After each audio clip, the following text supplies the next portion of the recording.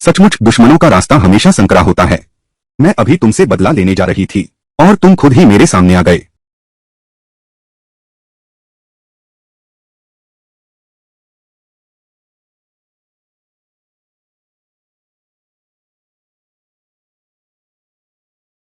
दिनदहाड़े यह कैसी बदतमीजी है।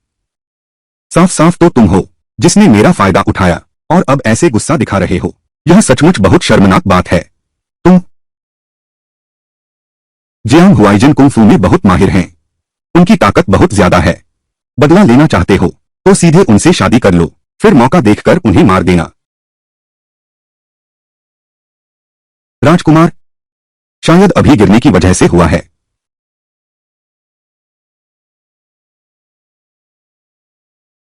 ठीक से खड़े रहो। राजकुमार, मैं सच में बहुत बीमार हूं।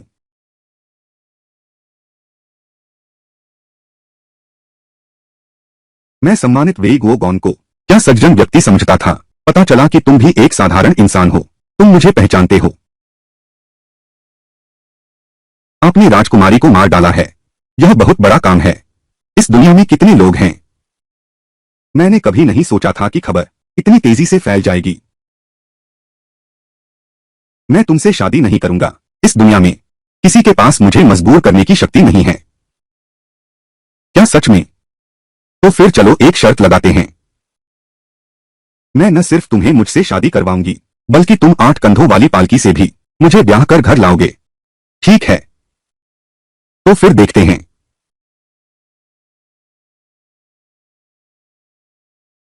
राजकुमार जियांग हुआइजिन, मैं तुम्हें अपने हाथों से मार डालूंगा, अपना बदला लेने के लिए।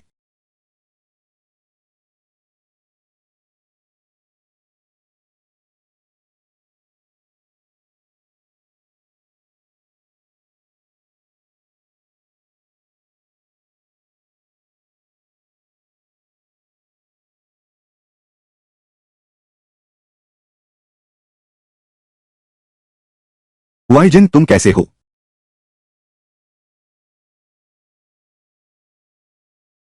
यह शराब जहरीली है। राजकुमारी झाओयांग, तुमने गुटबंदी की है। ताकतवर मंत्रियों का मजाक उड़ाना, वफादारों को नुकसान पहुंचाने की साजिश। आज मैं जियांग हुईजिन लोगों के लिए एक हानिकारक व्यक्ति को हटा रहा हूं। हुईजिन, तुम क्या कह रहे हो?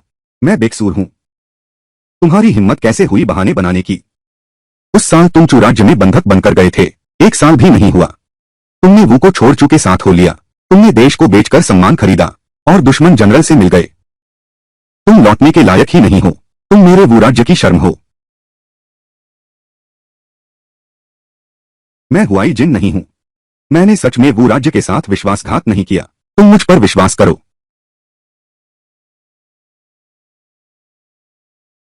यही तुम्हारे देशद्रोह का सबूत है।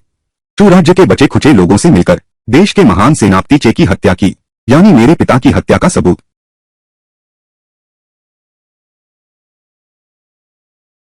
यह झूठा है। सब झूठ है।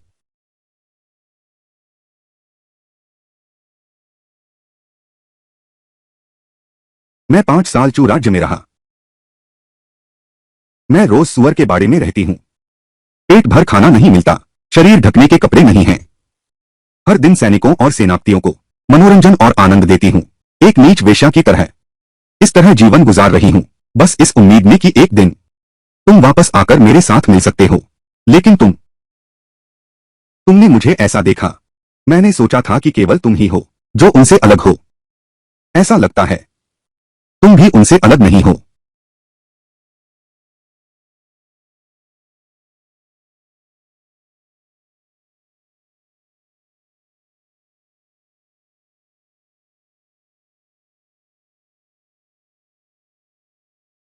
मैंने सेनापति को नहीं मारा।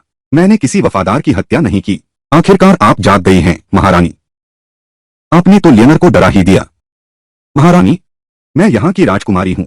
कौन सी महारानी? आपको क्या हुआ महारानी? कृपया इस दासी को न डराए।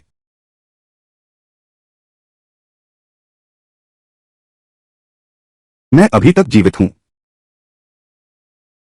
तुम कौन हो? यह स्थान कहाँ है? महोदया, यह श्रीशे का आवास है। आप मंत्री की ज्येष्ठ पुत्री हैं। शी जिनशु महोदया, क्या आपको स्मृति लोप हुआ है? मैं न केवल जीवित हूँ, फिर से जन्म लेकर झोंगशुलिंग के घर की वह मूर्ख और पागल बड़ी बेटी बन गई। शिए जिनशु, सचमुच भगवान की दया है कि मुझे एक और जीवन मिला। क्या आप ठीक हैं, युवा मालकिन?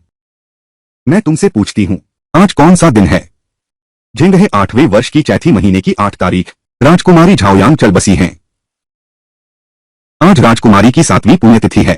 वे मुख्य मार्ग पर अंतिम संस्कार कर रहे हैं। आज तो है मेरी अपनी 7वीं पुण्यतिथि। मैंने फिर से जीवन पा लिया है। बर्बाद नहीं कर सकते, भगवान की दया। मैं न केवल पता लगाऊंगा देश के महान सेनापति जियांग हुआयान के स्वर्गवास का रहस्य, बल्कि अपना बदला भी लूंगा। कुमारी,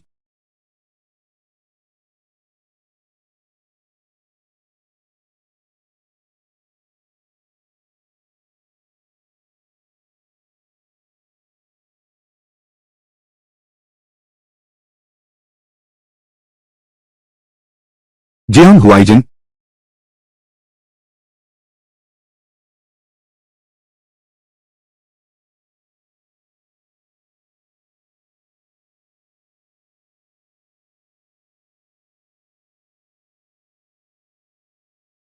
वह मेरा शव ही होगा, ऐसा लगता है। भैया ने एक तरह से बहन को सम्मान दिया है। राजकुमारी ने देश के महान जनरल को मार डाला। उसका दिल सांप जैसा है। उसे जहर देकर मारना तो उस पर एहसान होगा। आज मैं दुनिया का न्याय करूंगा। उसकी लाश ले जाओ, उसके शरीर के टुकड़े टुकड़े कर दो। बहुत अच्छा कहा। राजकुमारी ने नेक लोगों को सताया, मरकर भी उसका पाप नहीं धुलेगा। जैसी करनी वैसी भरनी, उसके टुकड़े टुकड़े कर देना चाहिए। मैं तो मर ही चुकी हूं, तुम लोग मेरे शव को भी नहीं छोड़ोगे।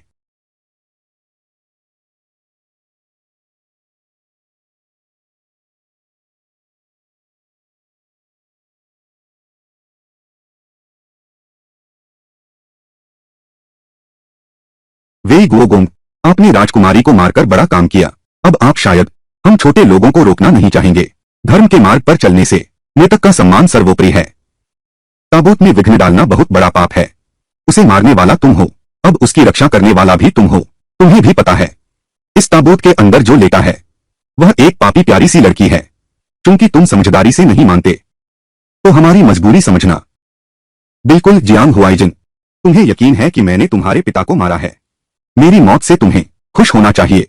फिर अब आकर मेरे शव की रक्षा क्यों कर रहे हो? क्या इसमें कोई और बात है? मैं वह नहीं जानता जो हुआ।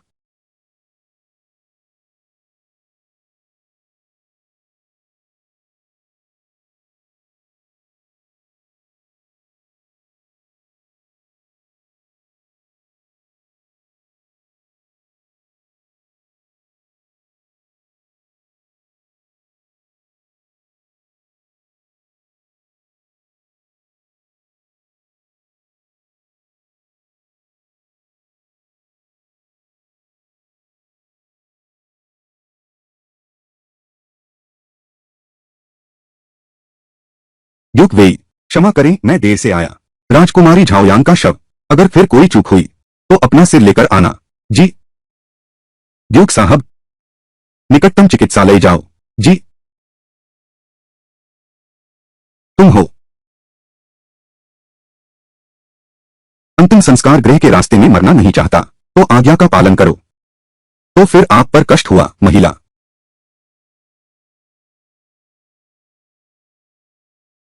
मुझे मत छुओ। मैं तुम्हें नहीं छूऊंगा। तुम्हारा खून बहना कैसे रोकूं और दवा कैसे लगाऊं?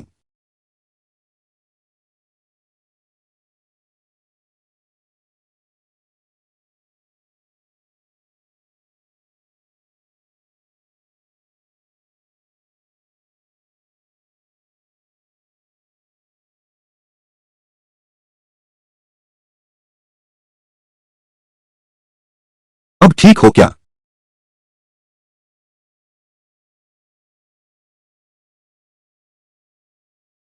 मैं पूछ रहा हूं, तुम्हारी तबीयत ठीक है क्या? जियांग हुआईजिन,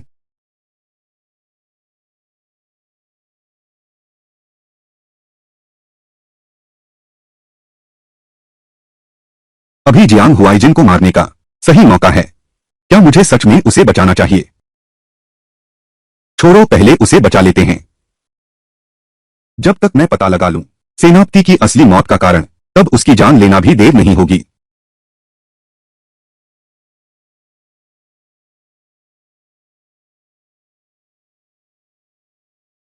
लीफेंग दवा आजमा रहा है। नहीं, तुम्हारा क्या मतलब है? क्या तुम्हें डर है कि मैंने तुम्हारी दवा में जहर मिला दिया है? तुम क्या कहते हो? क्या तुम्हें पता है, अगर मैं थोड़ी देर से पहुंचता, तुम्हारी जान नहीं बचती। अगर मैं सच में तुम्हें मारना चाहता, तो दवा बनाकर तुम्हें बचाता क्या? लिएफेंग कहाँ है? ठीक है ठीक है, विश्वास नहीं है क्या? मैं तुम्हारे सामने पीकर दिखाता हूं।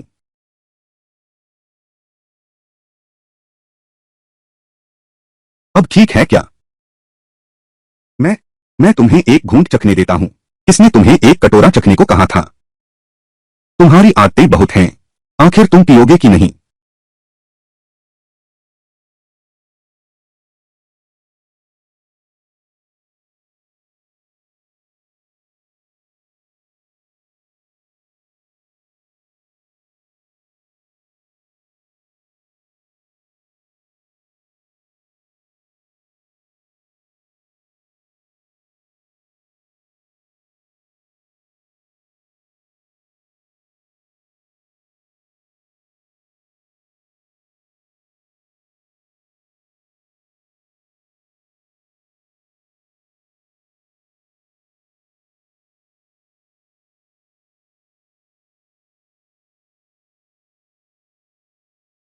तुम क्या कर रहे हो? मैं तुम्हें दवा पिला रही हूं। नहीं, तुम अभी जिस हालत में हो, मैं तुम्हारे साथ क्या कर सकती हूं? तुम्हें कोई शर्म नहीं है? तुम मुझसे इस तरह चिपके रहते हो, आखिर चाहते क्या हो? चूंकि तुमने पूछा ही है, तो मैं सच कहती हूं, मुझे तुम पसंद आ गए हो। क्या हुआ? क्या मेरा सीधापन बुरा लगा? ठीक है, तो मैं इसे बदल देती हूं, थोड़ा संयमित वाला। शीशा और व्यक्ति दोनों चले गए। शीशा लौट आया पर व्यक्ति नहीं। उस सुंदर छवि का फिर कोई चिन्ह नहीं। केवल शेष रह गया है चंद्रमा की चांदनी।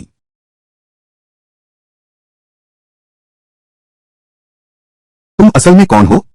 तुम्हें यह कविता कैसे पता है?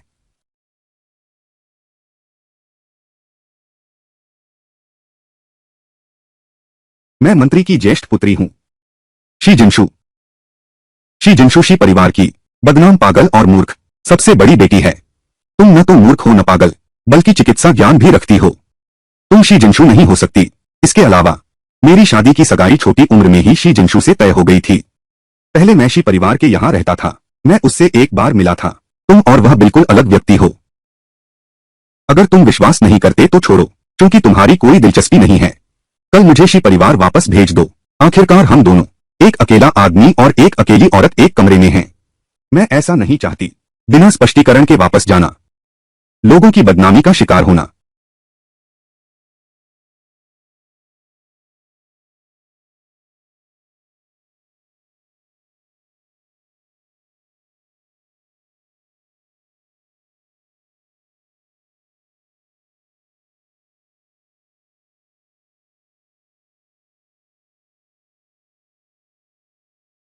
मुझे पता नहीं था कि ड्यूक वेई यहाँ आएंगे। मैं दूर से आपका स्वागत करने में असफल रहा। कृपया ड्यूक वेई क्षमा करें। कल मैं लंबी सड़क पर था, बड़ी बेटी से अचानक मुलाकात हुई। देखा कि वह रास्ता भटक गई है। आज मैंने उसे विशेष रूप से उसके महल में वापस पहुंचाया। वह वास्तव में मेरी है, शी परिवार की बड़ी बेटी। वह कई सालों से मानसिक संतुलन खो चुकी है। अगर उसने वेई गुओ गोंग को कोई ठेस पहुंचाई है, तो कृपया क्षमा करें। फेंग माँ, छोटी मालकिन को तुरंत वापस ले चलो। जी मालकिन। तुमने दर्द से पकड़ लिया, छोड़ो मुझे। बड़ी मालकिन को दर्द सहन नहीं होता। तो फिर मेरे साथ जल्दी से अंदर आ जाओ, नहीं तो मैं अब शिष्टाचार नहीं दिखाऊंगा। अगर ड्यूक वेई को कोई आपत्ति नहीं है, तो कृपया मेरे मामूली घर में चाय पीने आइए। आज बारिश हो रही है, मैं आपको परेशान नहीं करूंगा।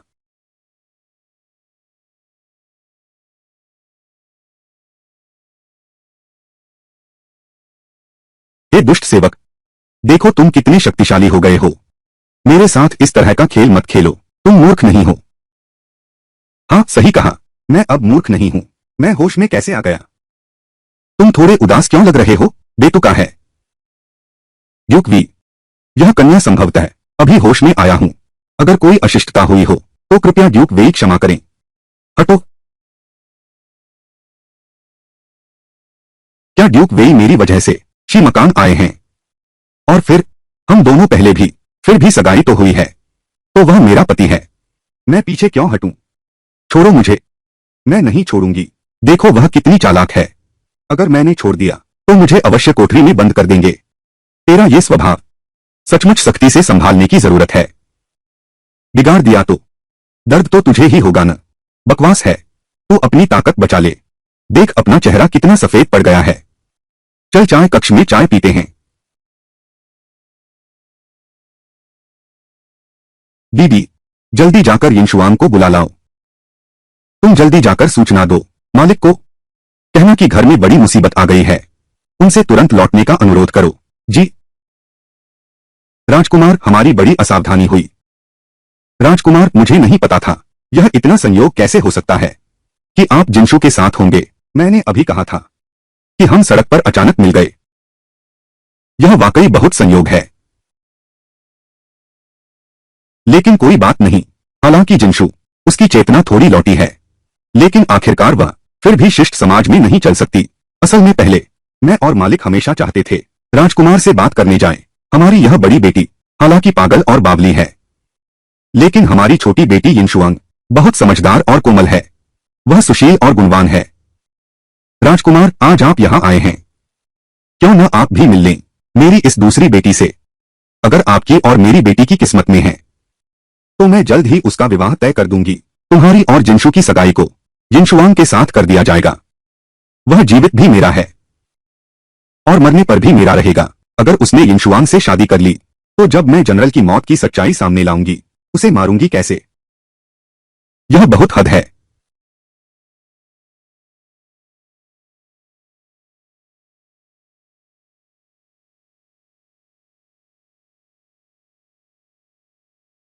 धन्यवाद महोदय। सलाम वेई गुओगोंग।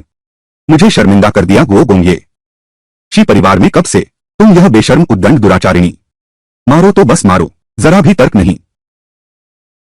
तुम गुओगोंग के सामने तुम्हारा व्यवहार बिल्कुल अनुचित है और तुम्हारी जुबान भी गंदी है। तुम्हें मार पड़नी चाहिए। हमारा शी परिवार आखिरकार एक शिक्षित परिवार है। पीढ़ियों की मेहनत से बनी इज्जत तुमने सब मिट्टी में मिला दी। महोदय शी, 3 दिन बाद मेरे परदादा का जन्मदिन समारोह है। कृपया श्रीमान शे अपने परिवार के साथ साथ चलें। उस अवसर पर मैं और शे परिवार की बेटी शे जिनशु की सगाई पर अंतिम निर्णय लेंगे। हाँ,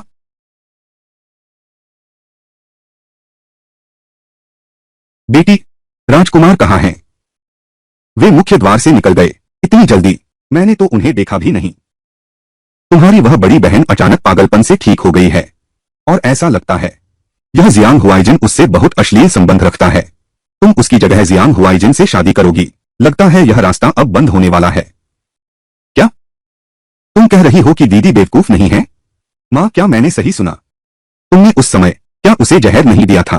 क्या 10 कार्ड की दवा की मात्रा है? तुम इतनी जोर से क्यों बोल रहे हो? लेकिन इस मामले में अभी भी मोड़ आ सकता है। 3 दिन बाद जियांग हुआइजिन के दादा का जन्मदिन होगा। उन्होंने हमारे परिवार को आमंत्रित किया है एक साथ जन्मदिन की बधाई देने जाने के लिए। उस समय फिर विचार विमर्श करेंगे। वह तुम्हारी बड़ी बहन से शादी करेगा या तुमसे शादी करेगा। उस दिन तुम्हें जरूर अपनी बड़ी बहन को हराना होगा। माँ, तुम मुझे बहुत कम आंकती हो। यह जियांग हुआइजिन निश्चित रूप से मेरा पति बनेगा। वह शी जिनशु के बारे में उसके जन्मदिन के दिन मैं उसे दरवाजे से बाहर भी नहीं निकलने दूंगी।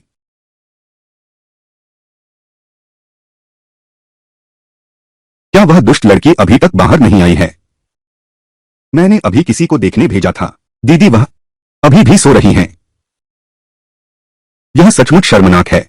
अब तो इतना समय हो गया है, वह अभी भी सो रही है। चलो चलो, उसकी परवाह नहीं करते, हम जियांग परिवार के यहाँ चलते हैं।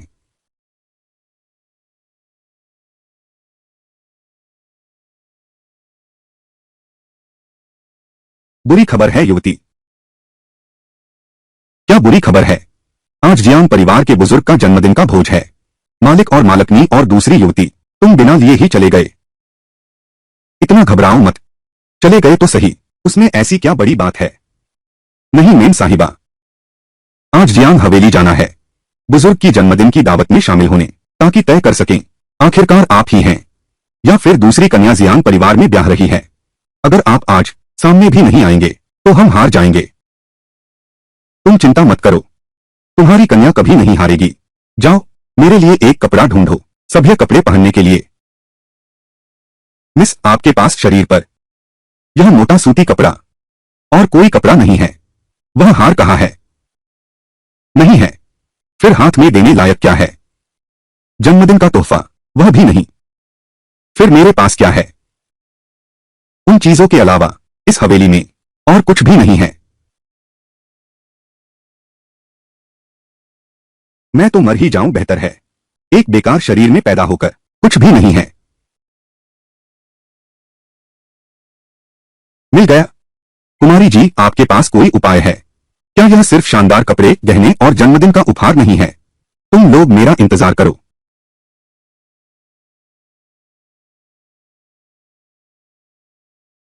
छोटी लड़की ने दादा जियांग को प्रणाम किया। मैं शी यिनशुआंग हूं। दादा जियांग, आपको दीर्घायु और असीम खुशियां मिलें। आपकी आयु हिमालय जैसी ऊंची हो।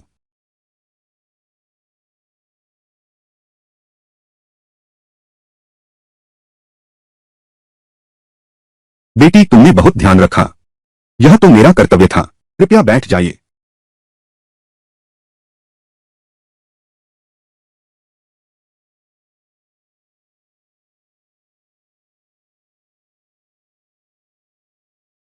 आज तो हम लोग महोदय श्याम की बात कर रहे थे और आप अपनी बड़ी बेटी को भी लाएंगे ताकि साथ मिलकर शादी की योजना बना सकें। फिर वह यहां क्यों नहीं दिख रही हैं? जिनशु कहाँ है? दादा जियांग, आज बड़ी बहन अभी कुछ होश आया था, लेकिन आज फिर से महल में पागलों जैसा व्यवहार कर रही है। नौकरों पर चिल्ला रही है और मार रही है। मुझे डर है कि दादा जियांग के भोज में खलल पड़ जाएगा। शुआंग माँ पिता के साथ इसलिए हिम्मत करके बहन को भाग लेने नहीं दिया। फिर भी आशा है कि दादा जियांग हमारी अशिष्टता को क्षमा कर सकें। अगर आप दोष देना चाहते हैं तो बस शुआंग को दोष दें। जिनशु फिर से बीमार पड़ गई है। क्या अफसोस की बात है।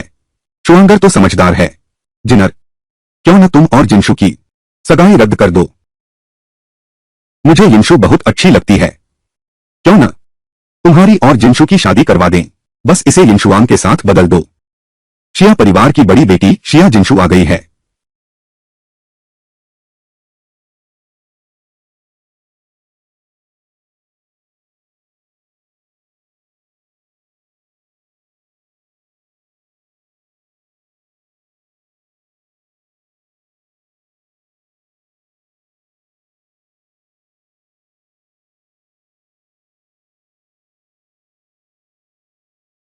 आपकी छोटी शिया जिनशु ने दादा जियांग को प्रणाम किया। जिनशु बेटी, तुम आ गई। हाँ दादा जियांग, आज मैं आपके लिए एक चीज लाई हूं, आपका पसंदीदा फूचुन शांजू पेंटिंग, जन्मदिन की भेंट के रूप में।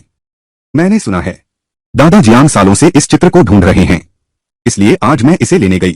थोड़ा समय लग गया। कृपया दादा जियांग मेरी देरी को क्षमा करें। बिल्कुल नहीं। सालों पहले की बात सोचकर मैंने बस बिना सोचे कह दिया था। तुमसे इसका जिक्र किया था, तुम आज तक याद रख सके।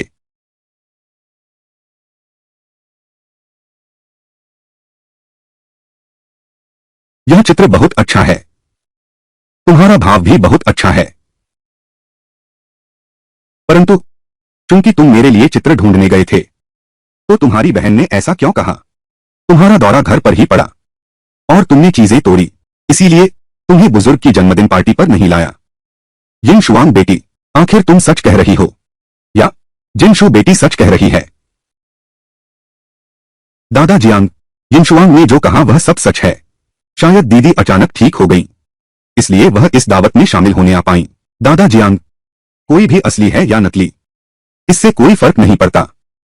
महत्वपूर्ण यह है कि जिनशु समय पर पहुंच गई। शुभकामना उपहार ले आओ। जिनशु के लिए यही सबसे महत्वपूर्ण है। हाँ हाँ, जिनशु सही कहती है।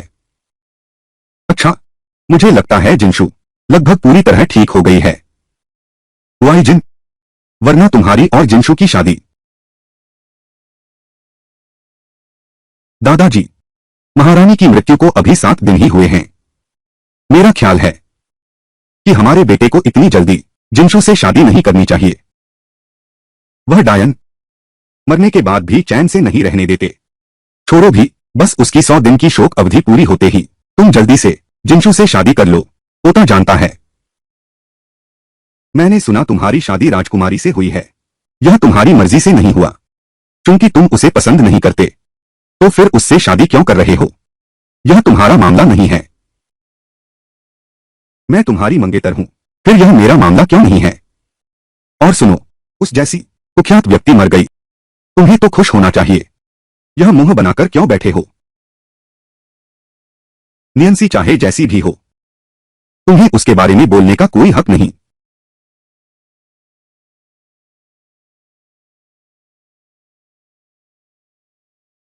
तुम इतना ध्यान क्यों दे रहे हो? तो फिर तुमने उसे मारा ही क्यों? क्या तुम जानते हो उसकी मौत के समय वह कितनी निराश थी? तुम शी जिनशु नहीं हो, तुम नियांसी हो।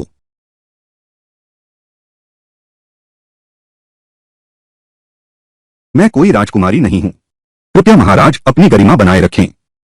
राजकुमारी की शोक अवधि पूरी होने के बाद मैं तुमसे विवाह करूंगा, लेकिन विवाह के बाद मैं तुम्हें छूंगा भी नहीं। अगर तुम नहीं चाहती, उस समय तुम मेरे जियान परिवार से सगाई तोड़ सकते हो।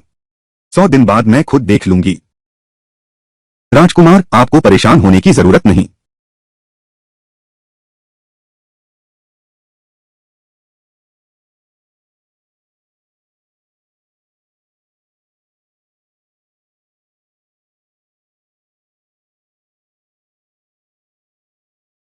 युवती, व्यक्ति मैं तुम्हारे सामने लाया हूं।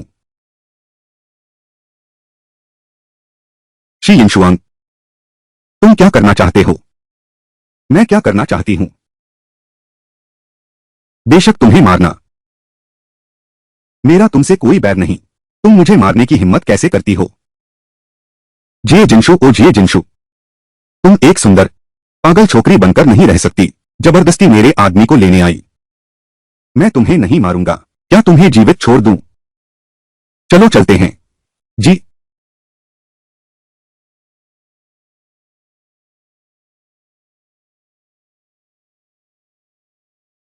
बचाओ,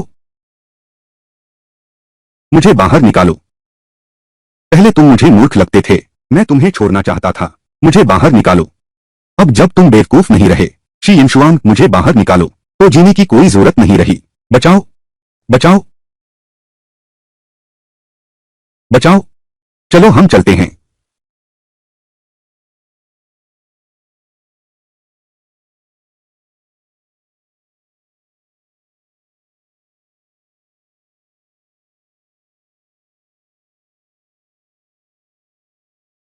बचाओ, बचाओ, बचाओ मुझे। मैं फिर से मरना नहीं चाहती। बड़ी मुसीबत है, बड़ी मुसीबत है। गोदाम में आग लग गई है। जल्दी आग बुझाओ। जल्दी करो। शी जिनशु, क्या तुम अंदर हो? जियांग हुईजिन, मैं यहां हूं। बचाओ।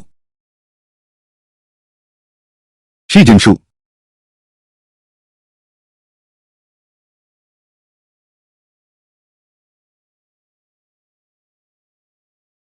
सावधान, सावधान। जियांग हुआईजिन,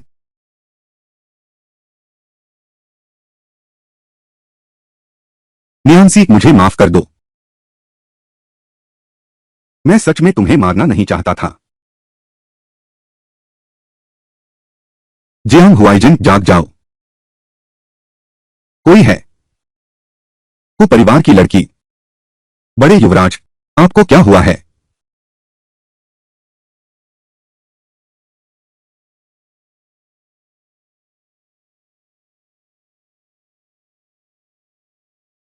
जियांग हुआईजिन, कैसे? इस मूर्ख के साथ हो सकता है? क्या उसने उसे बचाया होगा? यह तो मर भी नहीं सकता। वाइजन कैसी है?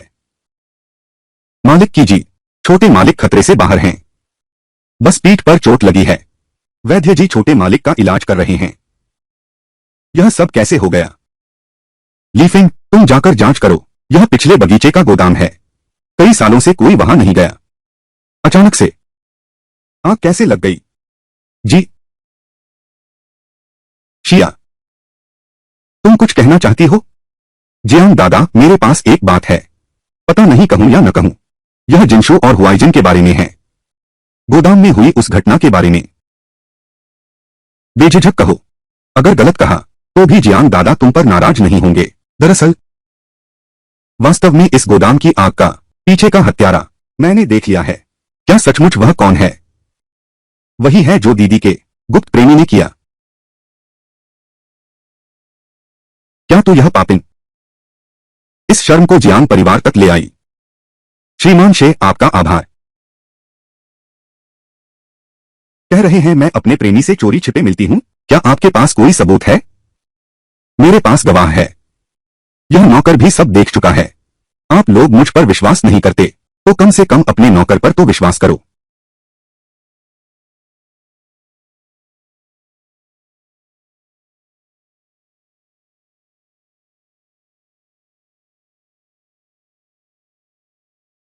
मालिक, मैंने सचमुच देखा है। शिया परिवार की बड़ी बेटी किसी मर्द से चोरी से मिल रही थी। उसके बाद ही आग लगी। दादा जियांग, बहन पहले मूर्ख और बेवकूफ थी। वह जरूर उस बदमाश के चक्कर में आ गई होगी। लेकिन मैंने कभी सोचा भी नहीं था कि वह बदमाश इतनी हिम्मत दिखाएगा कि जियांग हवेली में आग लगा दे। इससे जियांग दादा भी परेशान हो गए। जियांग बुजुर्ग, सारा दोष मेरा है। यह श्रीमान जिया की बेटी को सही शिक्षा न दे पाने की गलती है। कृपया जियांग बुजुर्ग अपनी उदारता दिखाएं। श्रीमान जिया एक उचित दिन चुनकर अवश्य फिर से मिलने आएंगे और क्षमा मांगेंगे। शिया, सिर्फ एक नौकर के कहने पर तुम मुझे दोषी ठहरा रहे हो? तुम तो उल्टा चोर कोतवाल को डांटते हो। शी यिनशुआंग, तुम दादा जियांग का प्यार नहीं पा सकती। पहले मुझे गोदाम में ले गई, फिर मुझे जलाकर मारना चाहती थी, फिर इस नौकर के साथ मिलकर झूठा आरोप लगाया और अब मुझ पर ही उल्टा इल्जाम लगा रहे हो। तुम सचमुच बड़े चालाक हो। शिए जिनशु, तुम क्या बकवास बोल रहे हो? यिनशुआंग के पास गवाह है। किसी निर्दोष पर आरोप लगाने के लिए सबूत तो दो। सबूत चाहिए है ना?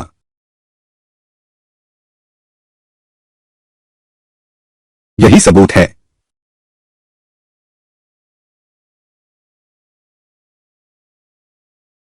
दे दो।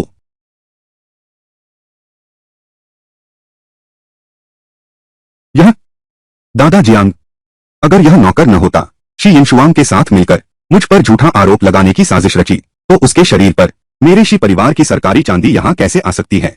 शायद तुम खुद ही हो जिसने इसे रखा और फिर निकाला। तुम भी शी परिवार के व्यक्ति हो। तुम मुझ पर झूठा आरोप लगाना चाहते हो। यह तो बहुत आसान है। बिल्कुल सही। बहन, तुम सचमुच मजाक कर रही हो। मैं शी जिनशु इतने सालों से पागल और मूर्ख बना रहा। तुम लोगों ने कभी मुझे एक पैसा भी नहीं दिया। मेरा खाना पीना, कपड़ा लत्ता, यहां तक कि एक नौकर से भी बदतर था। खाना तो था, लेकिन कपड़े सिर्फ एक मोटे कपड़े के थे। एक सरकारी सिल्वर सिक्के की तो बात ही छोड़ो। मेरे पूरे शरीर में एक भी सिक्का नहीं मिल सकता। तुम दादा जियांग, उस पर विश्वास मत करो। तुम तो शी परिवार की असली बेटी हो। यह कैसे संभव है? तुम बस बहाने बना रहे हो। दादा जियांग, मैं सच कह रहा हूं या झूठ, आप जांच करके देख लीजिए। आज मैं देर से क्यों आया? इसकी वजह है यह शी यिनशुआंग और मेरे पिता उनसे झूठ बोलकर कहा कि मैं दोपहर तक भी नहीं उठा।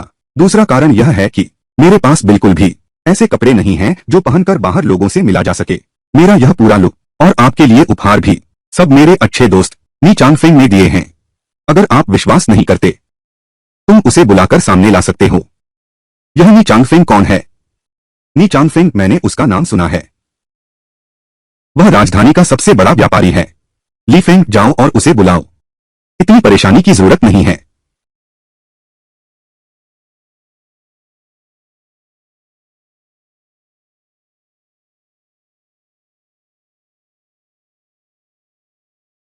जियांग दादा मैं बिन बुलाए आ गया हूं। डिंग दादा मैं बिन बुलाए आ गया हूं। डिंग दादा मैं बिन बुलाए आ गया हूं।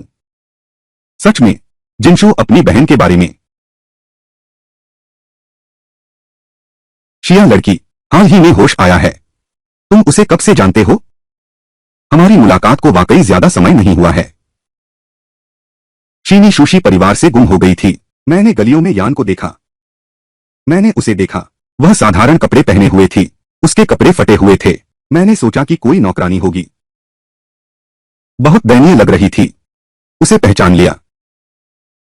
लेकिन कभी सोचा नहीं था कि वह श्री सेठ की असली बेटी निकली। सेठ की बिटिया, तुमने बहुत कष्ट सहे। आज मेरी बहन मेरी दुकान पर आई। बहुत घबराई हुई थी।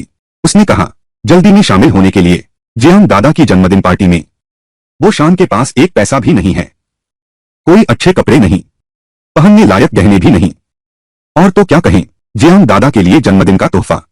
इसलिए उसने मुझसे ये सामान लाने को कहा। चांगफेंग को अपनी बहन की चिंता थी। कच्चा माल है, इसलिए मैं बिन बुलाए आ गया।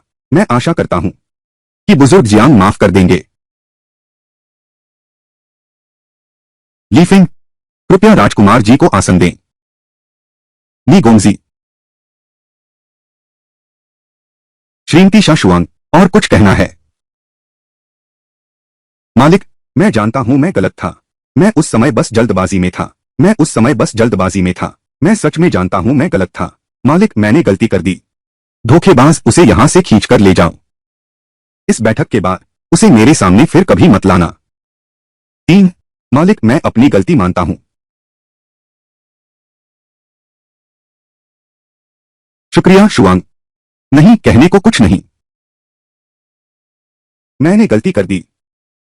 मैं उस समय लालच में आ गया था। इससे यह बड़ी गलती हो गई। कृपया मुझे माफ कर दो। मैं वास्तव में जानबूझकर ऐसा नहीं कर रहा था। मैं सच में जानबूझकर ऐसा नहीं कर रहा था। जब मैंने देखा कि जियांग भाई शुजी से शादी करने वाले हैं, तभी मैंने यह नीच तरीका अपनाया। शी एर यातों की चरित्रहीनता सिद्ध है। आज से ही जियांग परिवार में आने की कोई आवश्यकता नहीं। जियांग के मिंग,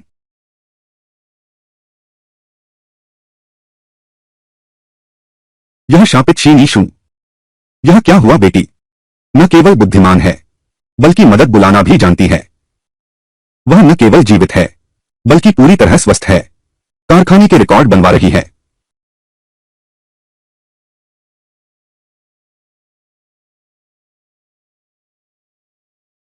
मां, मैंने पहले ही कहा था। यह शी जिनशु डूबने के बाद बच गई। कुछ दिन गायब रहने के बाद। बिल्कुल सही। वह अब पूरी तरह से सामान्य नहीं है। यह कैसे हुआ? भले ही वह हो, अचानक होश में आ गई। वेन बीवू, यांग डांगहे, मेई बेईशी, पूरे मंदिर में पागलों जैसा व्यवहार कर रही है। लेकिन अब उसे देखो, वह न सिर्फ बहुत चतुराई से बोलती है, बिना डरे मदद मांगती है और मदद के लिए अनुरोध करती है। बोलते समय तर्क स्पष्ट होता है। बात करने का ढंग सुव्यवस्थित है। हर बात तर्क से भरी होती है। यह कैसे अचानक ठीक हुई चेतना लगती है। यह तो बिल्कुल ऐसे है जैसे बदल गया हो। तुमने यह कहा सचमुच है। इन कुछ सालों में मैं रोज उसे दवा दे रहा था।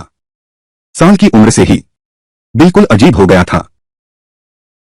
आज जियांग परिवार में बातचीत और वाक्पटुता का बुद्धिमत्ता। कहाँ है वह गुड़िया जैसी? इस मामले में जरूर कोई चाल है। मां, मुझे शक है वह असल में शी जिनशु है ही नहीं।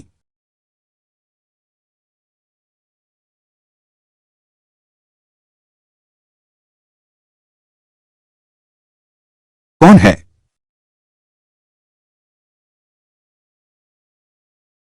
तुम क्या कर रहे हो? चांगफेंग, तुम हो न? तुमने अचानक मुझे गले क्यों लगा लिया? मैं तो सोच रहा था काफी समय से मुलाकात नहीं हुई है। तुम्हारी याद आ रही थी। लितियन, तुमसे मिले बिना तुम इतने भावुक कैसे हो गए हो? लेकिन तुम तो कमाल के हो। आज सुबह बस दौड़कर आया हूं तुम्हें कुछ पुरानी बातें बताने। तुमने फौरन पहचान लिया कि मैं झाओ यांग हूं। वो तो हम दोनों तो बचपन से साथ खेले बड़े हुए दोस्त हैं। बस चमड़ी बदल ली है। मैं तुम्हें पहचान ही लूंगा। वाह ली हां, लेकिन वो जियांग हुआइजिन ने तुम्हें नहीं पहचाना। देखो ना तुम, चेहरा थोड़ा अलग है बस। वह तो पहले जैसा ही है, बिल्कुल वैसा ही। वह क्या पहचान पाएगा? वह मेरे लिए खतरा है। वह चाहता है मैं जल्दी मर जाऊं। तुम तो सिर्फ एक राजकुमारी हो। यह सचमुच पुनर्जन्म ले लिया है झोंग शूजिन के मूर्ख लड़की के शरीर में। यह खाने फनने का सामान 2 नौकरों से भी बदतर है। अगर मैं न होती, तुम यह भोज पूरा न कर पाते। क्या यह सच नहीं कह रही? महत्वपूर्ण समय में तुम ही काम आते हो। यहां आओ, तुम्हारे लिए अच्छी चीज है। सीधा? मैं तो अभी एकदम कंगाल हूं। तुम क्या कर रहे हो? मुझे छोड़ दो। क्या तुम्हें मार खाने की इच्छा हो रही है? नहीं छोड़ूंगा। अगर तुम फिर गायब हो गए तो क्या होगा? मैं कह रहा हूं, ठीक से रहो। तुम्हारा स्वभाव इतना बदल कैसे गया? क्या हमने तय नहीं किया था कि जीवन भर भाई बने रहेंगे? झाओ यांग, क्यों न तुम मेरे साथ चले आओ। मैं तुम्हारी रक्षा करूंगा। मैं तुम्हारा बदला लूंगा। मुझे छोड़ दो, मुझे छोड़ दो, नहीं तो नहीं।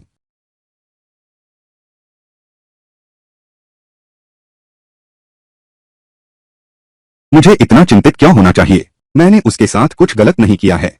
यह दिन के उजाले में है। तुम दोनों बिस्तर पर हो, एक दूसरे से लिपटे हुए हो। अभी तक कुछ नहीं हुआ है। क्या हुआ? यह अभी अभी हुआ है। कुंवर जी ने जियांग परिवार में मुझे बचाया था। मेरे कमरे में चाय पीने आइए, आभार प्रकट करने के लिए। यह भी नहीं कर सकते। मैं तुम्हें चेतावनी देता हूं, मेरी मंगेतर से दूर रहो। और मैंने तुम्हें उसे परेशान करते पाया। मुझे मत दोष दो कि मैं तुम्हारे साथ सख्ती से पेश न आऊं। तुम क्या कर रहे हो? मुझे छोड़ दो, तुम मुझे छोड़ दो। तुमने मुझे दर्द से पकड़ लिया। तुम क्या कर रहे हो? मुझे छोड़ दो। गाड़ी में चढ़ो। मैं कह रहा हूं, गाड़ी में चढ़ो।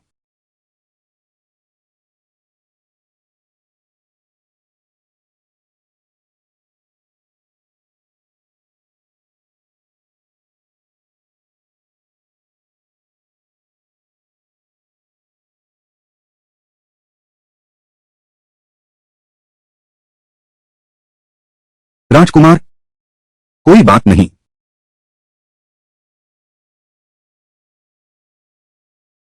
यहां बैठो।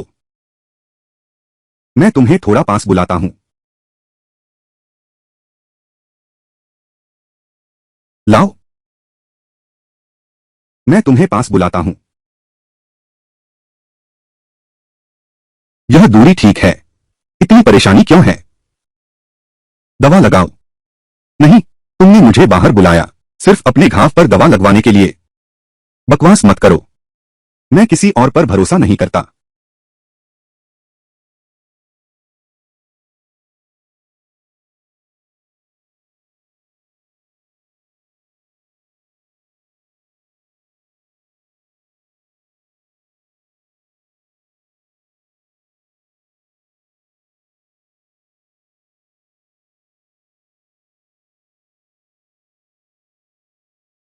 तुम और वो जी चांगफिंग, तुम्हारा उससे क्या रिश्ता है? मैंने कहा था आज तुम। यह इतना अजीब क्यों है? जियांग हुआइजिन, क्या तुम्हें जलन तो नहीं हो रही?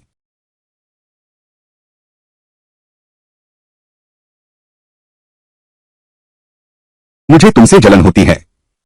तुम झांग यिंग मेरी मंगेतर हो। दिन दहाड़े इतने खुलेआम। तुम एक व्यापारी के घर के लड़के के साथ गले मिल रही हो। क्या मैं चुप रह सकती हूं? अगर ऐसा है तो तुम मानते हो कि मैं तुम्हारी मंगेतर हूं। मुझे वो पसंद है। मैं विरोध नहीं कर सकती।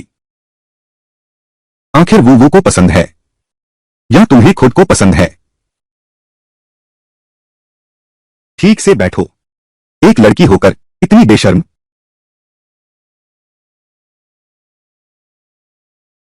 कुमारी, तुम आखिर लौट आई। उनके बेटे को क्या हुआ? तुम्हारी कुमारी मैं हूं। आज आखिर जीत हासिल की। सचमुच संतुष्टि मिली। शी जिनशु, इतने सालों की अपमानजनक पीड़ा सहने के बाद आज मैं उसका बदला अवश्य लूंगा। शी जिनशु, कुमारी जी, क्या आप पूरी तरह से ठीक नहीं हुई हैं? आप खुद ही तो शी जिनशु हैं। तुम सिर्फ श्रीमती शी ही हो न, मेरा यही मतलब है। वह युवती राजकुमार वेई से विवाह करोगी। जब तुम्हारी शादी होगी तो मुझे जरूर बुलाना। चिंता मत करो, अगर सच में शादी होती है तो मैं तुम्हें जरूर साथ ले जाऊंगी। लेकिन इस वक्त शान जी, इस समय तुम्हारे पास क्या कोई अधूरा काम है?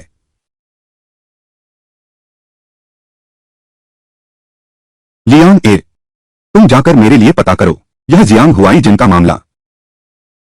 मैं हाओ झेन महान देशभक्त जनरल हूं। जीवित रहते हुए तुम किन किन जगहों पर गए थे? दीदी तुम तो ठीक ठाक हो। महान देशभक्त जनरल के मामले की जांच करो। क्यों? इतनी सवाल मत पूछो, याद रखो, जल्दी करना।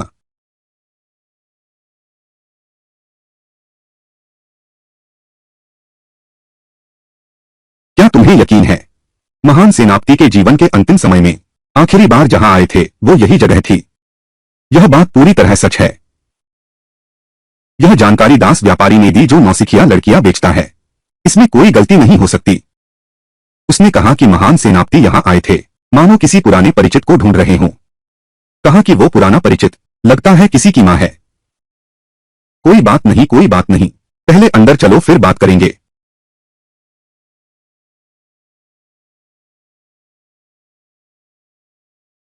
छोटे राजकुमार, एक बार में आ जाओ। मां से कहो, हमारी कौन सी लड़की पसंद है आपको?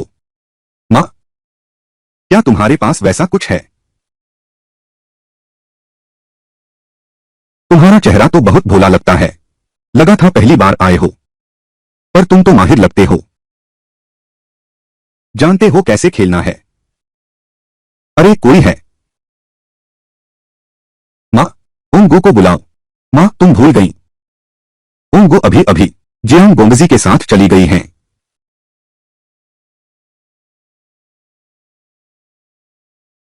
चूंकि होंगू बिजी हैं, तो फिर किसी और दिन आना। हमारे पास और भी। चलो निकलते हैं। इधर आए और वही मिल गई। कुमारी शी। कुमारी,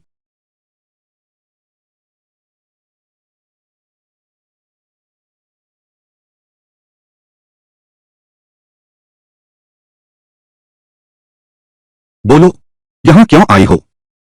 मैं आई हूं ज्ञान बढ़ाने। ज्ञान? कैसे? तुम मर्दों को तो यहां आने की इजाजत है और हम औरतों को नहीं। इसके अलावा हमारी तो शादी होने वाली है। अगर मैंने इस जन्म में इस तरह की जगह देखी ही नहीं तो बहुत बड़ा नुकसान हो जाएगा। यह बेतुका नहीं तो और क्या है? तुम्हारे पास तो मैं हूं, तुम ऐसी जगह पर क्यों आए हो? मैं हूं। मैं मामले की जांच करने आया हूं। तुम्हें लगता है मैं तुम पर विश्वास करूंगा? कौन मामले की जांच करने गुलाल खाने आता है? तुम क्यों हंस रहे हो? तुम्हारी उम्र देखकर लगता है उसकी मां बन सकती हूं। अभी अभी मां ने कहा मेरी पसंद अजीब है। मुझे लगता है असली अजीब पसंद तुम दोनों हैं। मैं सच में उसकी मां हूं क्या?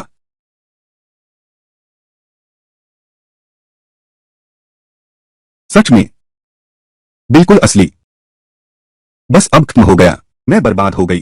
अभी तो शादी भी नहीं हुई और सासू जी को नाराज कर बैठी। मां, यह तो प्रधानमंत्री की सबसे बड़ी बेटी है। जी जिनशु, तो यह है मेरी होने वाली बहू। आयुष्य की सास जी नमस्ते। अभी आपने मेरा मजाक देख लिया, शर्मिंदा हूं। कोई बात नहीं, तुम बहुत जिंदादिल और दिलचस्प लड़की हो। मेरी बहुत पसंद आई हो। अरे, लेकिन चूंकि तुम जियांग हुएजिन की मां हो, तो फिर जियांग हवेली में क्यों नहीं रहती? इस तरह की जिंदगी क्यों जी रही हो? चलो, तुम क्या कर रहे हो? मैंने बात पूरी नहीं की है। अब तुम बिना बात ही हाथ क्यों उठा रहे हो? उसने अभी बात पूरी भी नहीं की है।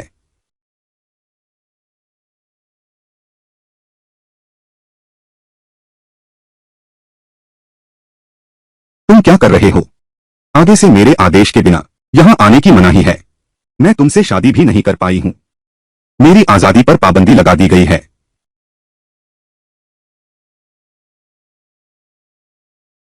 कुमारी जी, यह ड्यूक वेइगो इतना कठोर है। हम तो बस एक बार वेश्यालय घूमने आए थे। उसकी प्रतिक्रिया इतनी तीव्र क्यों है? शायद यही है, हमने उसकी मां को अंदर देख लिया, नाराज हो गए ना? हाँ सही है, लेकिन यह वेइगो गोंग की मां वेश्यालय में ग्राहक कैसे मिलने आई? बहुत अजीब बात है। मुझे भी नहीं पता। चलो चलें। हाँ। कुमारी कुई, कृपया चाय लीजिए। मां, आपने मुझे इतनी जल्दी क्यों बुलाया? क्या कोई विशेष बात है? अरे यह कौन है? मालूम पड़ता है कि यह प्रधानमंत्री के घर की सबसे बड़ी बेटी शी जिनशू हैं। मिस शी खुद आ गई हैं। अरे, तुमने न बताया तो मैं पहचान ही नहीं पाई।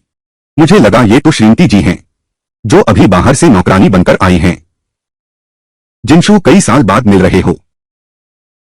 तुम अब भी वैसे ही अयोग्य हो। आज हम सब मिलकर शाही वस्त्र विभाग में जा रहे हैं। कुमारी, कढ़ाई सीखने का महान दिन। तुम इतने लापरवाह हो। क्या तुम्हें पता है, 1 घंटे पहले हम सब यहाँ तुम्हारा इंतजार कर रहे थे। तुम अभी उठे हो। यह शिया परिवार है। बाहर वालों को हक कहा, यहाँ बैठकर मुझे उपदेश दे रहे हो। आज मैं देर से क्यों आई? मुझे तो पता ही नहीं था कि आज कढ़ाई सीखनी है। क्या तुममें से किसी ने मुझे बुलाया था? धृष्टता। कढ़ाई मास्टर कोई महारानी की प्रिय व्यक्ति हैं। मैंने उन पर खूब धन खर्च किया है। महल से तुम्हारी कक्षा लेने के लिए बुलाई गई हैं। तुम न केवल देर से आई, बल्कि अब बहाने बना रही हो। यह तो साफ दिखता है कि तुम मिस कुई का सम्मान नहीं करती। लाओ घर की सजा का सामान। किस आधार पर? दीदी, इस समय तुम मां से बहस मत करो। भले ही आज तुम्हें पता नहीं था कि कढ़ाई वाली मां आ रही हैं। तुम्हें इतनी देर से नहीं उठना चाहिए था। हर हाल में दीदी की गलती है। मेरी राय में तुम मां से माफी मांग लो। यह बात यही समाप्त होती है। तुम यहाँ कैसे अच्छे इंसान बन रहे हो? आज मिस कुई आ रही हैं। इतना महत्वपूर्ण मामला और मुझे पता भी नहीं। यह सिर्फ इसलिए क्योंकि तुम लोग चाहते थे कि मैं शर्मिंदा हूं। मैं बिल्कुल नहीं करूंगी। मिस कुई, छोटी बेटी शी जिनशू दूर से आपका स्वागत नहीं कर सकी। कृपया मुझे माफ कर दीजिए। कोई बात नहीं, सूर्य महल में समय मिला। महारानी मैजेस्टी, तभी तो उन्होंने मुझे एक दोपहर के लिए बाहर आने दिया। आंटी कुई, आप बहुत दयालु हैं। यह मेरी अवज्ञाकारी बेटी है। रोजाना वह अनुशासन मानने से इनकार करती है। अगर तुमने उसे इतनी आसानी से माफ कर दिया, तो जब तुम सच में पढ़ाना शुरू करोगे, वह शायद किसी तरह की उपद्रव मचाएगी। यह तो श्रीमती जिये का क्या मतलब है? क्या आप मुझे घरेलू सजा देने की अनुमति देंगी? यह मेरी उद्दंड बेटी है, बहुत जिद्दी है। इसे एक पिटाई दे दो तो सीधी हो जाएगी। चुई को नहीं पता कि मेरी बेटी जानती है या नहीं, पर देर से आना निस्संदेह उसकी गलती है। कृपया क्षमा करें। अगर आपको लगता है कि यह पर्याप्त नहीं है, मैं आपकी सलाह सुनूंगी। माताजी, आप किस तरह से माफी मांगना चाहेंगे? जैसी आपकी इच्छा। मैं बिल्कुल भी शिकायत नहीं करूंगी। कोई बात नहीं, कोई बात नहीं। ओह, बस इतनी सी बात। इतने पर मारपीट की जरूरत नहीं है। कुमारी जिनशू, अच्छी तरह मेरे पीछे रहकर कढ़ाई सीखो। यही सही रास्ता है। अच्छा, अगर ऐसा है तो चलो एक शर्त लगाते हैं। इस पर शर्त? अगर थोड़ी देर में मिस्ट्रेस कुई का सबक खत्म होते ही हम में से कोई भी एक अगर कढ़ाई का डिजाइन आखिरी आया, तो कढ़ाई करने वाली से माफी मांगनी होगी और 20 कोड़े लगेंगे। ठीक है, यह तय रहा।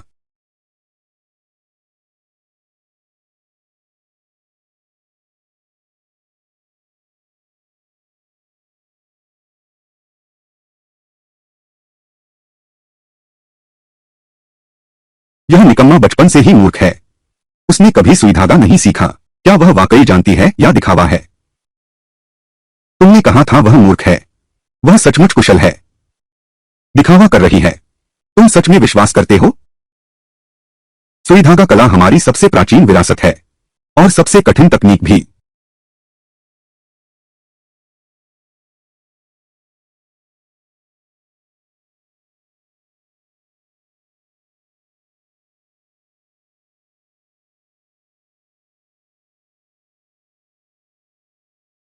आज मैं तुम्हें एक तरफा कढ़ाई सिखाऊंगी। एक तरफा कढ़ाई नाम से ही स्पष्ट है। कपड़े के एक तरफ अपनी पसंद का डिजाइन बनाएं। अब मैं सभी कुलीन महिलाओं से निवेदन करती हूं कि वे सिलाई शुरू करें अपने पसंदीदा डिजाइन की।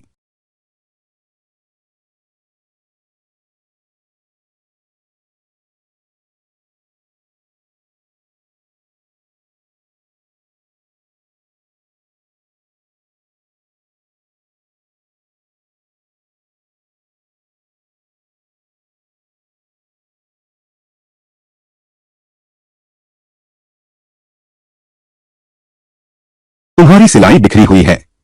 आधा घंटा बीत गया, डिजाइन की रूपरेखा भी नहीं बनी।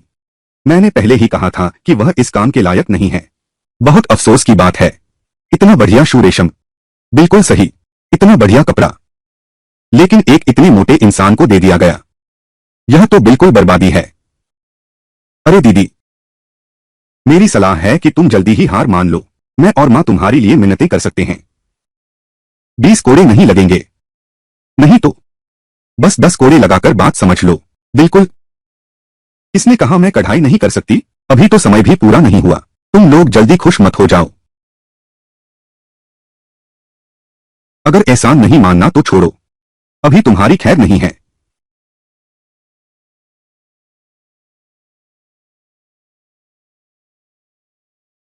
समय हो गया। महानुभाव महिलाओं,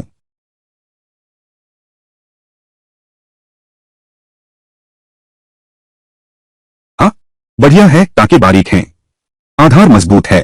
शीजिया की दूसरी कन्या वास्तव में बहुत सुंदर कढ़ाई करती हैं। कढ़ाई करने वाली कोई, आप मेरा मजाक उड़ा रही हैं। हाँ, यह भी अच्छा है। टाके की तकनीक थोड़ी और सुधार लाए तो बेहतर होगा।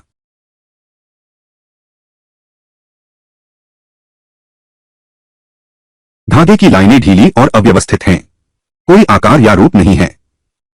ओह, इतने अच्छे कपड़े का सचमुच अपव्यय हो गया। यह अभी मेरी अंतिम कृति नहीं है। हाँ, यदि नहीं भी है तो क्या फर्क पड़ता है। बस एक उलझी हुई गुत्थी सी कढ़ाई की है।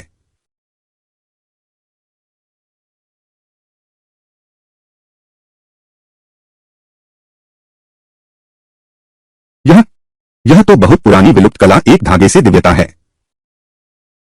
सिर्फ इतना ही नहीं,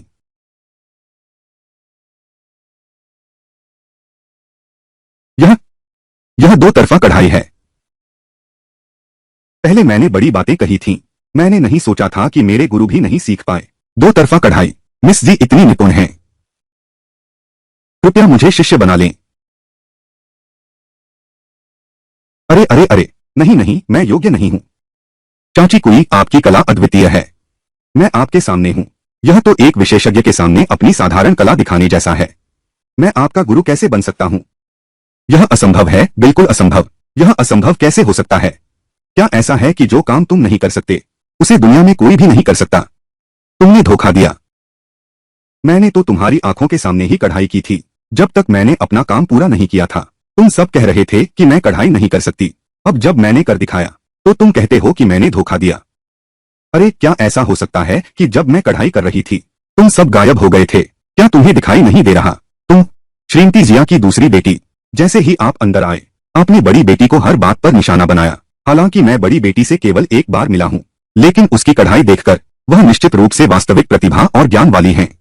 धैर्यवान और शांत स्वभाव वाला व्यक्ति। हालांकि आखिरी का आपका काम भी बहुत उम्दा है, लेकिन हर सिलाई और धागे में अधीरता झलकती है। अब आपकी उंगलियों को देखिए, आप कोई विशेष प्रतिभा वाली व्यक्ति भी नहीं हैं। कढ़ाई का काम व्यक्ति का चरित्र दिखाता है।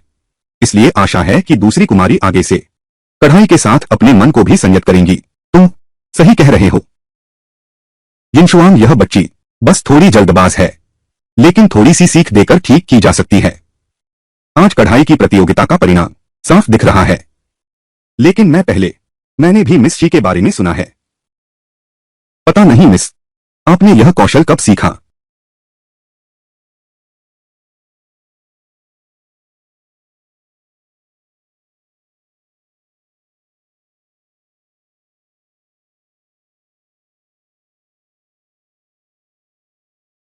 छोटा सा कढ़ाई का काम तुम अच्छे से नहीं कर सकती, तुम और क्या कर सकती हो।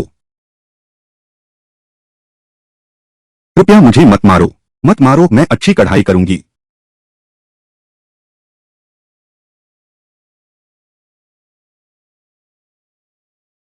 कृपया मत मारो, मैं फिर कभी नहीं करूंगा। मैं अच्छी कढ़ाई करूंगी। जल्दी करो, जनरल साहब लौट आए हैं। अगर कढ़ाई अच्छी नहीं हुई, तो मैं तुम्हें छोड़ूंगी नहीं।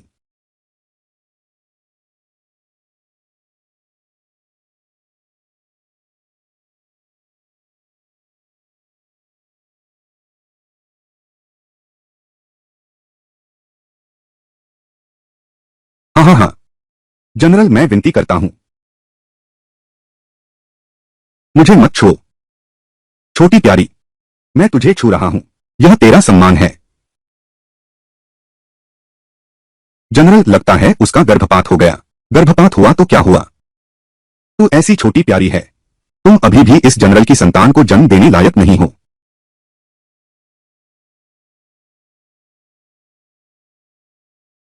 जब से मैंने अपनी बुद्धि वापस पाई है, मैं चुपके से अपने कमरे में अपनी दासी लियान से सीख रही हूं।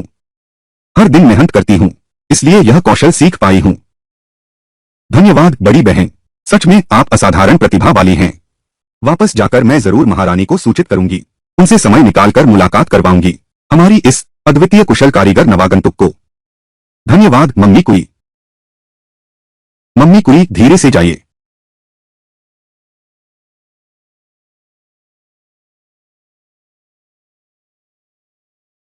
क्या श्रीमती कुई अब भी इस मूर्ख को महारानी से मिलवाना चाहती हैं?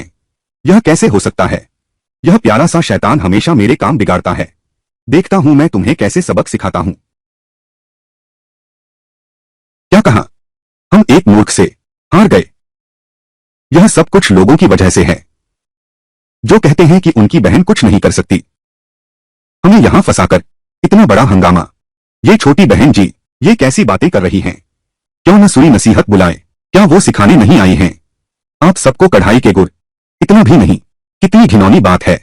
चलो हम चलते हैं। अरे ये छोटी बहन जी,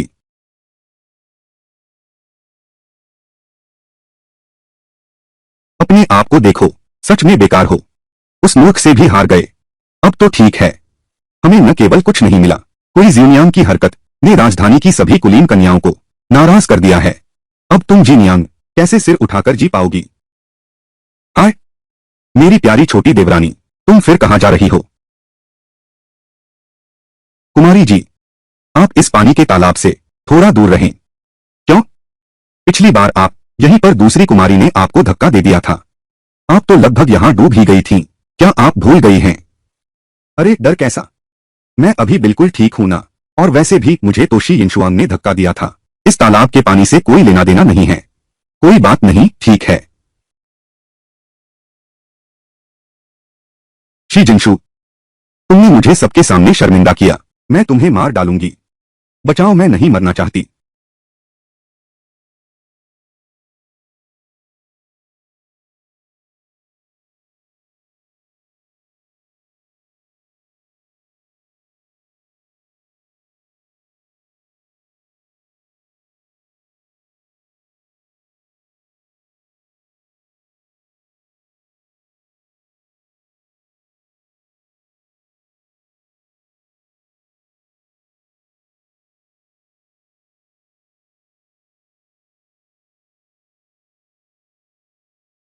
दिन दहाड़े इस उजाले में श्रीमती शी की दूसरी बेटी दिन में ही डकैती करने की हिम्मत करती है।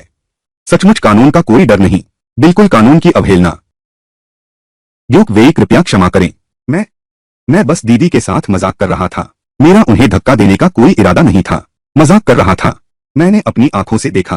अब भी बहाने बना रहा है। मैं माँ, वी गो। तुम लोग।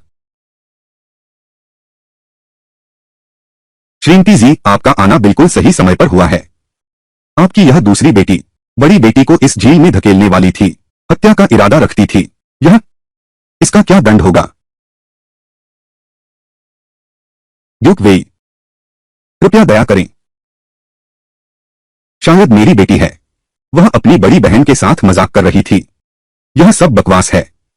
अब समझ आया कि शी यिनशुआंग ऐसी क्यों है। यह सब तुम्हारी वजह से है। तुम्हारी सीख का नतीजा है। ओह, राजकुमार वेई, बुरी खबर है।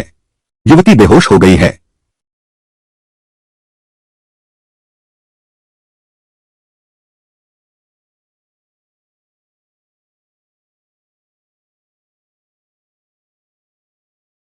वह कैसी है? राजकुमार वेई को सूचना दें। युवती शी को अत्यधिक भय लग गया है। साथ ही रोजमर्रा में उचित विश्राम नहीं मिल पाया। युवती शी का स्वास्थ्य कमजोर है। शायद इस जंग में मेरा मां बनना मुश्किल है। जिए जिनशु, जिए जिनशु। मैं दुश्मन देश में थी। इतना यातनाएं सही कि गर्भवती नहीं हो सकती। मैंने नहीं सोचा था तुम ठीक होगी। एक बड़े घराने की बेटी, फिर भी इस तरह पाली गई।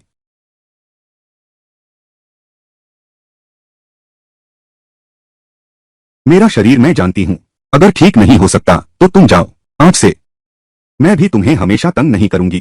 तुमसे शादी करने के लिए नहीं कहूंगी। वैसे भी मेरी यह हालत तुम्हारी वीगो राजकुमारी बनने लायक नहीं है। किसने कहा मैं तुमसे शादी नहीं करूंगा? क्या? वीगो गोंग, मुझे पता है तुम्हें मेरी ये दोनों बेटियां पसंद नहीं हैं। अगर ऐसा है तो तुम्हें जबरदस्ती करने की जरूरत नहीं। इस दुनिया में कोई भी मुझे मजबूर नहीं कर सकता जो काम मैं नहीं करना चाहता।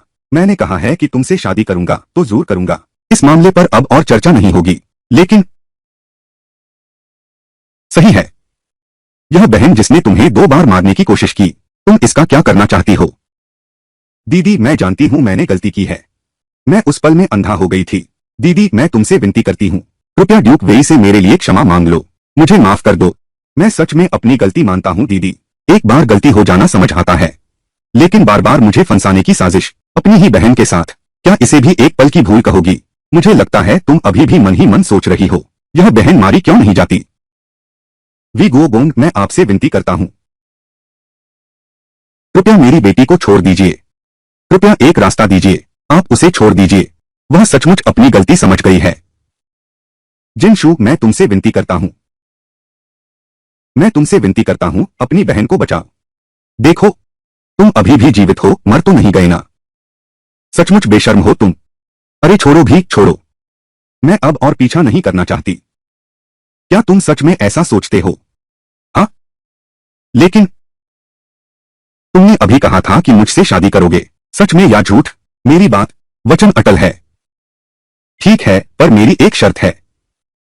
बोलो। आज से तुम मुझे जियांग हवेली ले चलो। मैं शी परिवार से विदा नहीं होना चाहती। मैं तुमसे बिना दहेज के शादी करूंगी, बिना शादी के उपहारों के, बिना सामान लाए। हम दोनों पति पत्नी के रूप में रहेंगे। बस यही शादी होगी। क्या तुम्हें यह ठीक लगता है? घर चलो।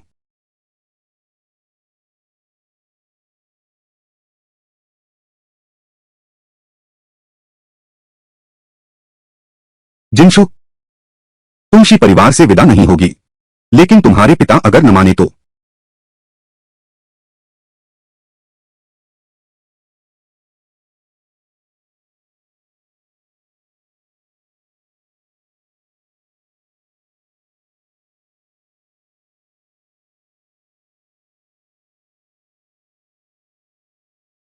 जियांग हुईजिन, यह तो नहीं सोचा था मैं फिर तुमसे शादी कर रही हूं।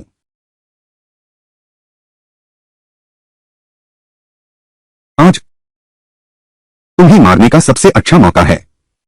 जियांग हुईजिन, तुम जानते हो मेरे इरादे खराब हैं, फिर भी तुम मुझसे शादी कर रहे हो। ओ मर्द, तुम सचमुच समझ से बाहर हो।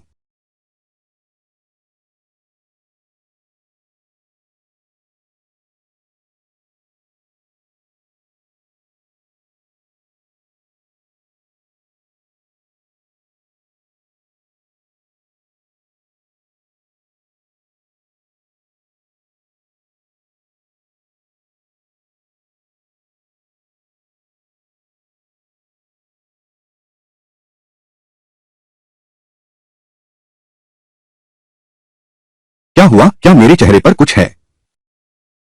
नहीं, बस तुम मुझे एक पुरानी जाने पहचाने की याद दिला रहे हो। ओह सच्ची? शायद मैं तुम्हें और याद दिला सकता हूं।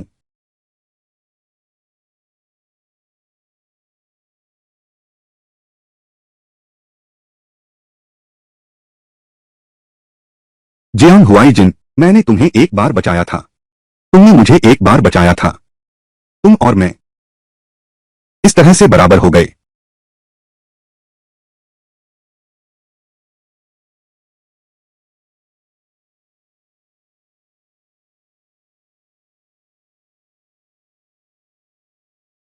फिल्म की शुरुआत एक बेहद इंटेंस और सस्पेंस से भरे माहौल के साथ होती है, जहां मुख्य किरदार की जिंदगी अचानक एक अनजाने खतरे में घिर जाती है।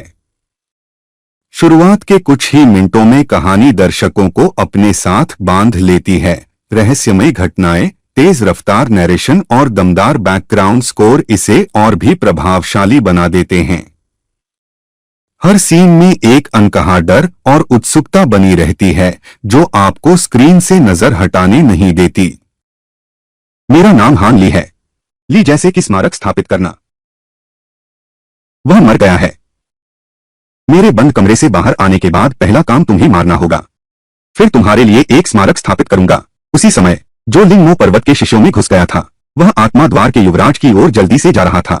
इस ऑपरेशन की स्थिति की रिपोर्ट करो। 7 संप्रदायों के उच्च स्तरीय शिष्यों में से लगभग 70% का नुकसान हुआ है। यह निश्चित रूप से 7 संप्रदायों की नींद पर एक भारी चोट है। फिर उसने शिष्यों को आदेश दिया कि वे विभिन्न संप्रदायों में फूट डालें। अधिक शिष्यों को पकड़कर भूत आत्मा द्वार के पक्ष में कर लो। 7 संप्रदायों की शक्ति को और कमजोर करने की धृष्टता कर रहा है। भविष्य में पूरे अमर्त्य समुदाय पर कब्जा करने की तैयारी के लिए यांगजिया किले के अंदर किला स्वामी बेहद बेचैनी से प्रतीक्षा कर रहा है। मास्क्ड मून सेक्ट से ब्लड स्पिरिट फूल आ रहा है ताकि उसकी गंभीर रूप से बीमार बेटी यान रुयान का इलाज किया जा सके। उसने कभी सपने में भी नहीं सोचा था। दवा पहुंचाने वाले को पहले ही गोस्ट स्पिरिट स्कूल के लोगों ने चुपके से मार डाला था और ब्लड स्पिरिट फूल भी गोस्ट स्पिरिट स्कूल के हाथों में चला गया। यान परिवार के किले के वरिष्ठ एल्डर लियू, उन्होंने संयोग से इस साजिश का पता लगा लिया। वह आग बबूला हो गया। तुरंत खूनी आत्मा फूल को वापस लेने के लिए हाथ बढ़ाया, लेकिन भूत आत्मा द्वार के लोग बहुत शक्तिशाली थे। वरिष्ठ लियू उनका मुकाबला करने में सक्षम नहीं थे। कुछ देर संघर्ष के बाद वरिष्ठ लियू मजबूरी में हार गए। उन्हें पता चला कि भूत आत्मा द्वार के युवराज वांगचान शायद यान रुयान की जान बचा सकते हैं, तो उसने तुरंत किला मालिक को ढूंढा और यह खबर सुनाई। आखिरकार भूत आत्मा द्वार के कमांडर वांगचान ने यान किला मालिक से मुलाकात की। वांगचान ने बताया कि वह ब्लड स्पिरिट फूल दे सकता है और किला मालिक को यह भी बताया कि ब्लड स्पिरिट फूल का उपयोग यान रुयान का इलाज कर सकता है, लेकिन इससे उसकी नींद क्षतिग्रस्त हो जाएगी और वह जीवन भर कोर फॉर्मेशन चरण से आगे नहीं बढ़ पाएगी। अगर पूरी तरह से ठीक होना है तो सिर्फ गोस्ट स्पिरिट गेट के विशेष तरीके से ही संभव है। किला मालिक के मन में उथल पुथल मच गई। फैसला करना मुश्किल हो रहा था। बदले में तुम क्या शर्त रखती हो? यान परिवार की दोस्ती के लिए। दूसरी ओर वांगचान गोस्ट स्पिरिट गेट लौटा तो देखा कि चाची और चाचा बड़े धूमधाम से जीत का जश्न मनाया जा रहा है। पता चला कि बुआ और बुआ जी ने अभी अभी भूतात्मा संप्रदाय के शिष्यों को लेकर जियांग देश पर सफलतापूर्वक कब्जा कर लिया, जिससे भूतात्मा संप्रदाय का प्रभाव क्षेत्र बहुत बढ़ गया। बुआ ने वांगचान द्वारा लाए गए खूनी निषिद्ध क्षेत्र के सामान को देखा और पूरी तरह से घृणा व्यक्त की। उनकी नजर में ये सब बस छोटी मोटी बातें हैं। वांगचान तो सैनिकों को लेकर जियांग देश पर कब्जा कर लिया, यह तो स्वाभाविक बात है, इसमें घमंड करने जैसा कुछ नहीं है।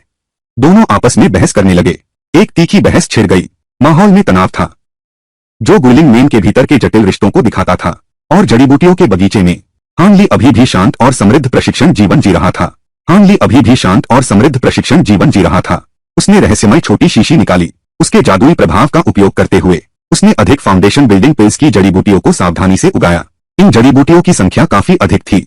यह 10 फाउंडेशन बिल्डिंग पिल्स बनाने के लिए पर्याप्त था। लंबे समय तक कठोर अभ्यास के बाद हान ली की प्राण ऊर्जा भी 13वें स्तर तक पहुंच गई। आधार निर्माण से सिर्फ एक कदम दूर, लेकिन वास्तविकता बेहद क्रूर थी।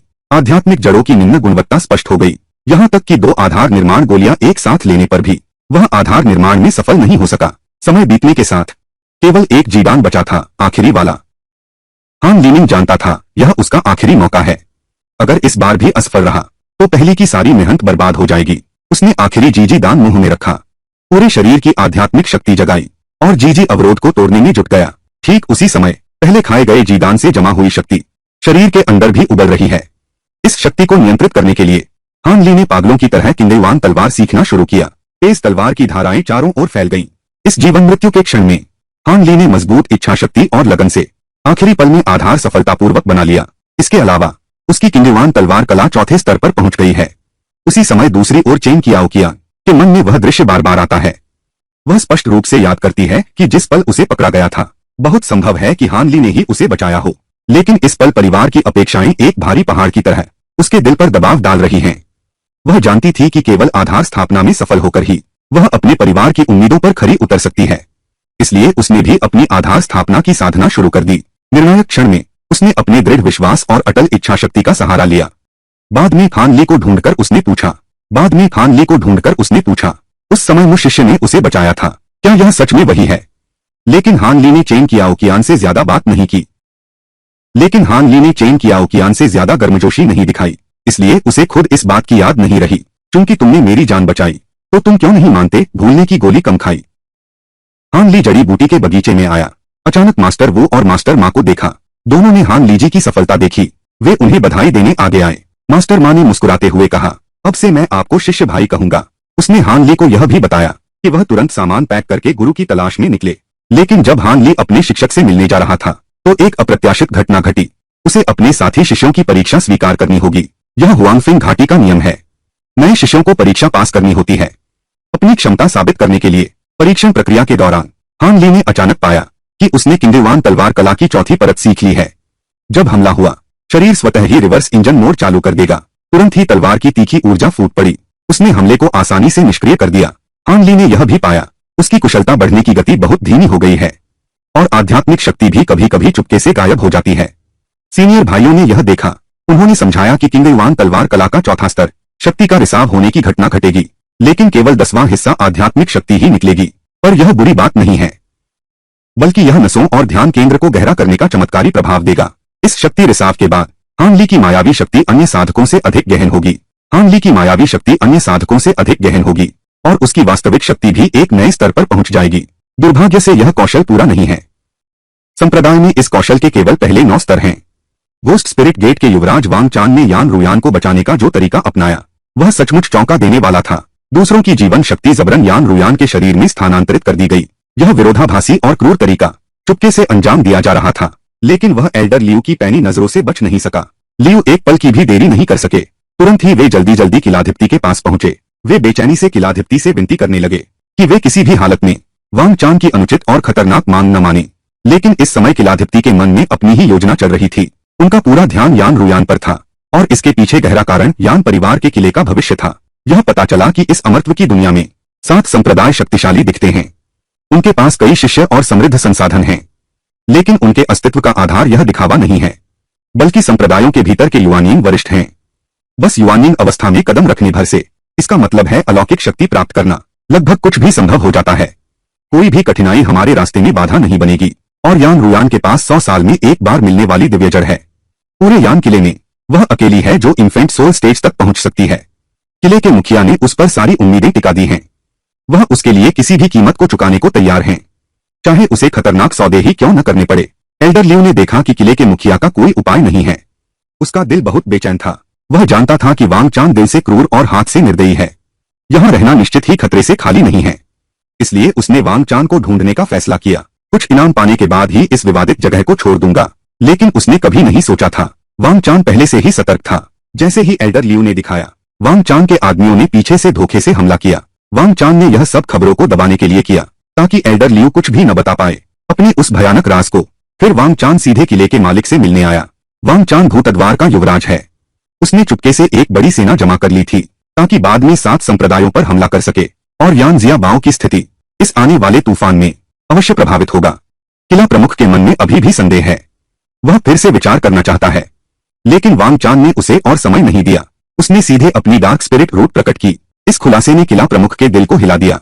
वास्तव में यान रुयान की स्वर्गीय आत्मा जड़ और वांग चान की अंधेरी आत्मा जड़ रक्त आत्मा महाविधि के सहयोगी अभ्यास के लिए सर्वोत्तम विकल्प हैं। अगर ये दोनों साथ अभ्यास करें तो भविष्य में शिशु आत्मा चरण तक पहुंचने की संभावना काफी बढ़ जाएगी।